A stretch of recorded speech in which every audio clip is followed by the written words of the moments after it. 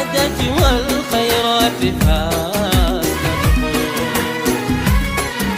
دعونا نصيغ فن تعايشنا ولا نرى فيه غير الإنسان عنوانا.